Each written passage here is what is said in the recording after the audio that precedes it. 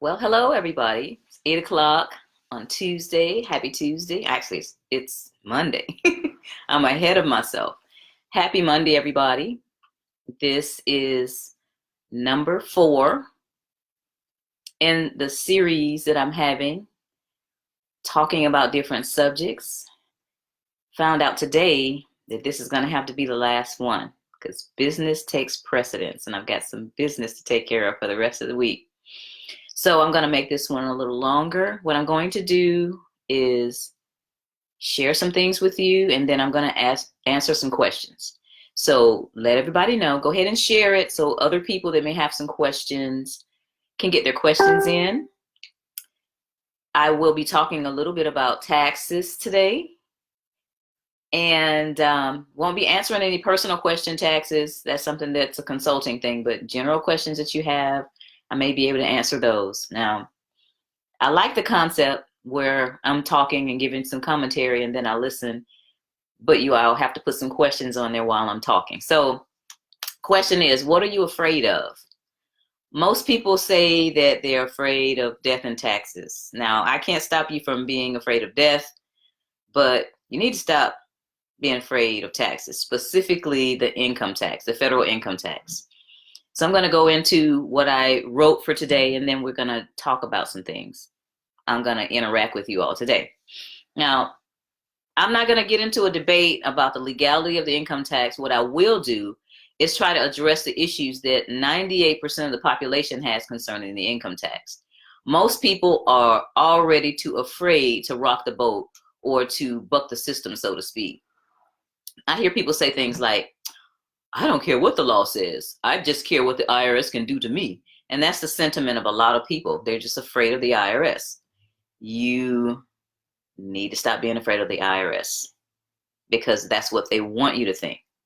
Now, of course, this fear was bred with spin doctors. Now, you all might not know this. I went to a conference and found out that a long time ago they had spin doctors, propaganda experts, and the big companies, especially the ones that own the newspapers, would hire propagandists, spin doctors, to put things in the paper to manipulate people's minds.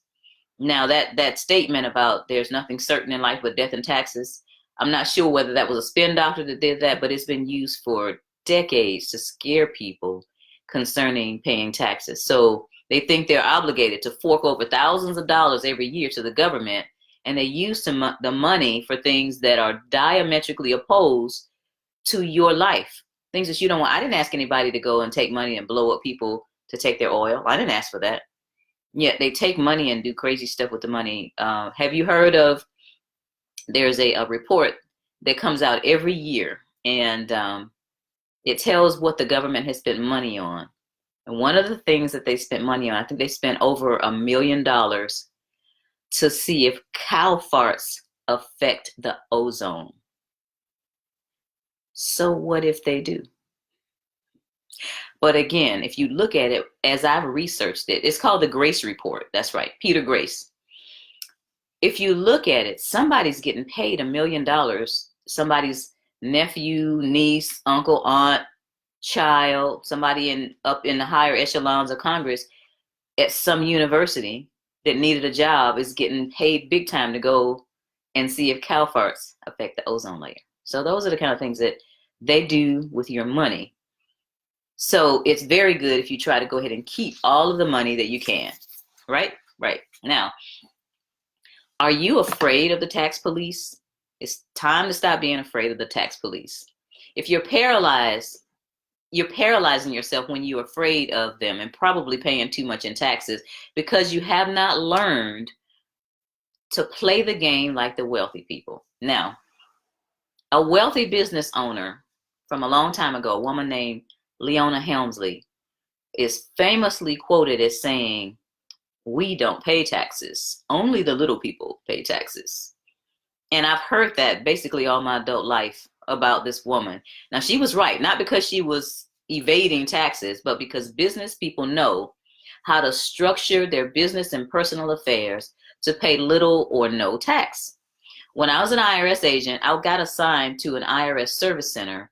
And what I had to do for that 2 or 3 week period was review hundreds of tax returns that had income over $1 million. A lot of those tax returns at the end didn't have anything due. How could that be? They used the tax loopholes. A lot of that income wasn't taxable. And I don't know what it is about now, but it used to be that municipal bonds were not taxable. So the interest that you earned on municipal bonds, which is state, city government bonds, wasn't taxable. So they had all this money that they didn't have to pay tax on. It was on the tax return. They made all this money. A lot of these people, even Congress people, have blind trust. Go look that one up.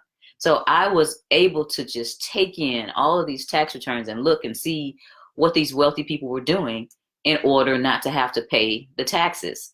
Some of them had special credits and loopholes that were only available for a certain period of time, like maybe 1 year or two.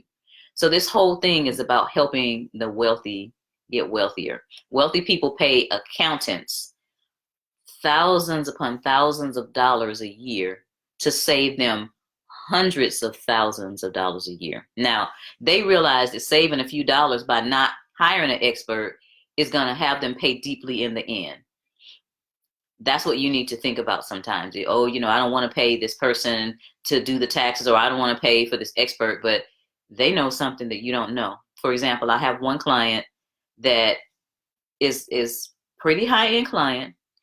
I told them one thing to save them $10,000 in one sweep. Another client I spent an hour talking to him. He said this was well worth it, definitely well worth it.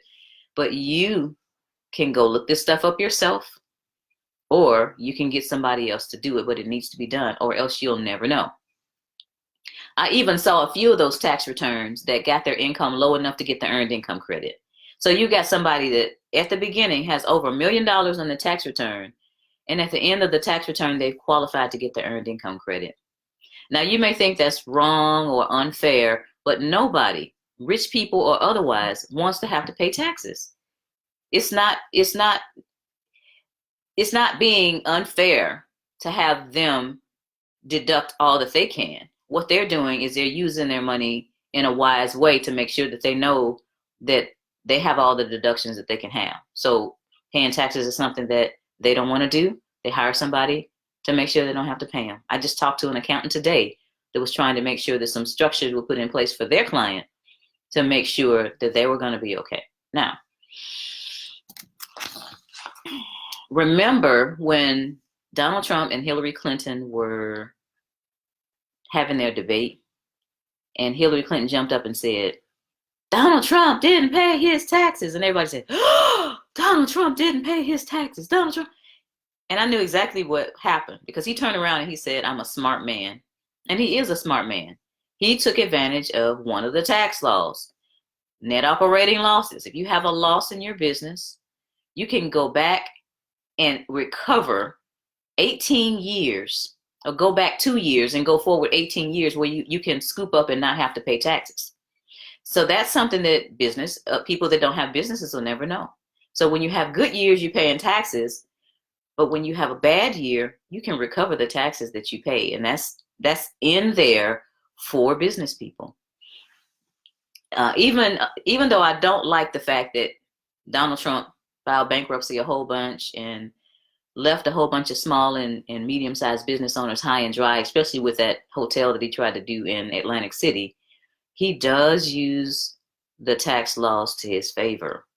And we need to start doing the same thing. So stop hating on the man and listen to what he's doing, at least the right stuff, the stuff that's okay that he's doing. Tax laws are made to help the rich people. You don't always have to be rich to take advantage of some of the tax loopholes and some of the tax laws. I'm going to let you in on a secret right now. It's not really a secret, but it's a loophole that you may be able to take advantage of. You ready for that? Anybody ready for that? Okay. Now, the ultra rich made this up. It was, there are a lot of people that are in Congress that are wealthy, and they have friends that are wealthy. So somehow these loopholes get made up for the wealthy. It's called the Augusta Rule, or the Masters Rule. And it's named for that annual golf tournament that's played in Augusta, Georgia. So that's why I usually call it the Augusta rule.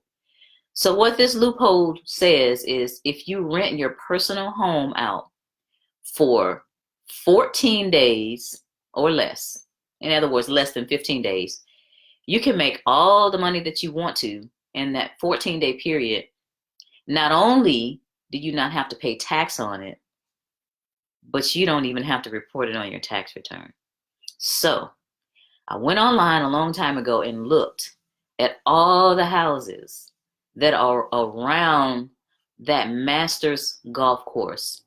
And these are $1 million plus homes that are rented out.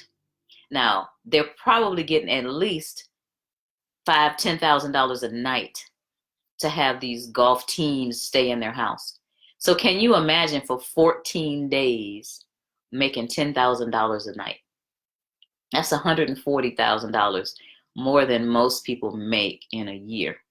That rule was made up for them, but you can also take advantage of that rule. For example, during the 1996 Olympics, they were in Atlanta, and I was savvy enough to know in advance that I was going to be able to take advantage of this rule. So what I did is I put my home up for rent, at least some rooms in my home, and had my friends also advertise their rooms for rent. And yes, I did get somebody to stay in one of the bedrooms for the 2-week period, and earned enough money to pay for my children's private school. That was their first year, my son's second year, but my daughter's first year in private school. So I took the money, didn't even have to put it on the tax return, forgot how much it was, but it was a decent amount of money for that period of time, and paid for their Christian school, private Christian school, which after that, my children have never graced the halls of a government school. And from that time on, I wanted to make sure that I was making enough money to make that so. So these are things that wealthy people do. They think about things. They don't watch a lot of TV.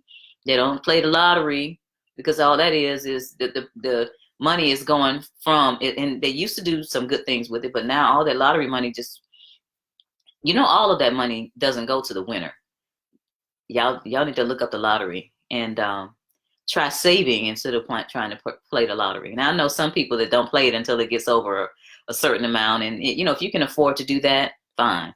But some people are taking food off the table to play the lottery, and I've seen that. Unfortunately, that's not good. Got off on a rabbit trail there. But anyway, after the Olympics, then I started really paying attention to what wealthy people do as far as the tax loopholes. There's some more tax loopholes out there. For example, there's one that some of our famous, and I'm not going to name any names this time, basketball players of old take advantage of, that involve you having some land and having a certain amount of cows on your land. All these things are available out there. You just have to research them. And that's what wealthy people do. They pay people to go say, hey, where can I save on taxes? Nobody's gonna tell you what to do. Nobody's gonna tell you that there are a whole bunch of deductions out there for you that you can take legally. And